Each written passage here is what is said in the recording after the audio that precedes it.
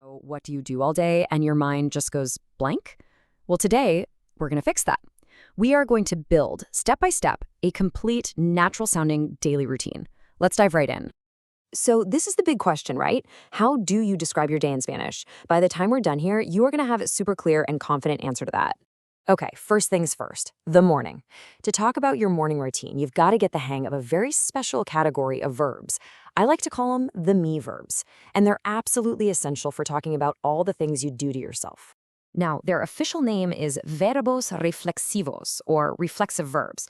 But honestly, the concept is super simple. Just think of it like this. If you're doing the action to yourself, like you're looking in a mirror, you need one of these verbs. Waking yourself up, getting yourself out of bed, showering yourself, it's all you, doing something to you. And you can see just how common they are. They cover everything. We're talking personal hygiene, like washing your face, getting ready, like getting dressed, and even things our bodies kind of do on autopilot, like falling asleep. They are the absolute backbone of talking about your daily routine. So check out the pattern here. You conjugate the verb like you normally would, but, and this is the important part, you add a special little pronoun right before it. So for I, it's me. For you, it's te. For he or she, it's se. That means I get up isn't yo levanto, it's yo me levanto. See?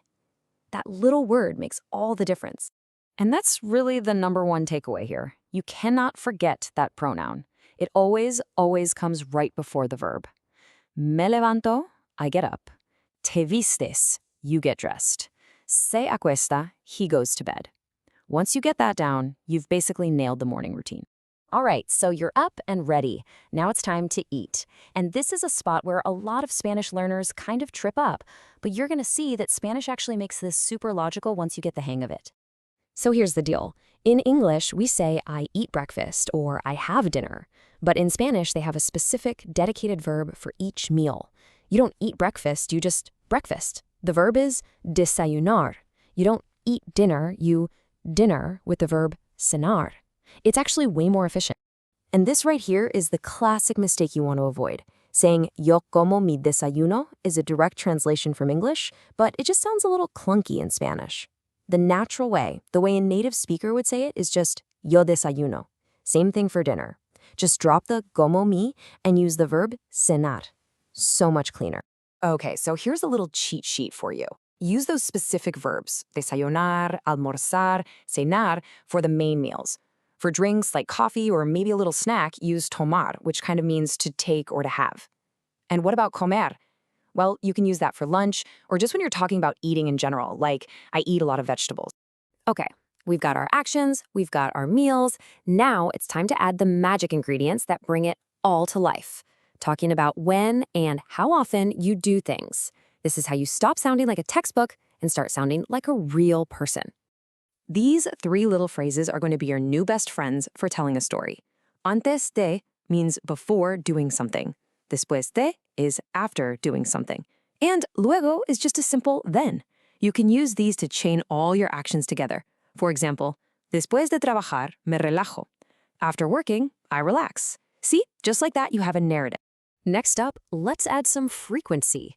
Do you do it always, every single day, or maybe just sometimes? These words add so much personality. Instead of just saying, I have coffee, now you can say, I always have coffee. Siempre tomo un café. It's a tiny change, but it has a huge impact. Okay, you ready for a pro tip? Let's talk about the verb soler. This is a fantastic little verb that means to usually do something. So instead of saying generalmente for usually, which is fine, using soler will make you sound so much more fluent and natural. It is a total game changer. And the best part? Soler plays really nicely with those reflexive verbs we learned about. You actually have two totally correct options. You can put that little pronoun before the verb, like in me suelo levantar, or you can stick it on the end of the second verb, like suelo levantarme. Both mean I usually get up. Just pick whichever one rolls off the tongue easier for you. All right, this is the moment we've been waiting for. We have gathered all our tools. We've got the reflexive verbs, the meal verbs, the words for time and frequency. Now it's time to put it all together and actually tell the story of a full day. Let's check out a real example here from Paul. See how he starts with a reflexive verb, me despierto? Then he adds some frequency, todos los días. and he connects his ideas with a sequence word, después de comer. He's just weaving all those elements together perfectly. Now let's look at Avril's routine. I mean, she is perfectly combining all our building blocks. She kicks off with a reflexive verb, me levanto, and follows it right up with a meal verb, desayuno. Then she uses that sequencing phrase, después de comer, and adds that little bit of nuance with a veces, sometimes. It just flows so well and gives you a really clear picture of her day. So as you can see, there's actually a pretty simple formula you can follow. Just start with the action, what you do, then add the time and how often you do it, and finally, use a connector to link it to the next part of your story. It's like a recipe for a perfect, natural-sounding sentence about your day.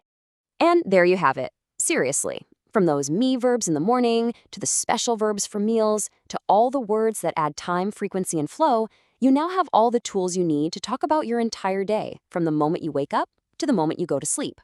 So, I guess I'll just turn the question back to you. Now that you have all the building blocks, what's your routine like? Go on, give it a try. I think you'll be surprised at just how much you can say.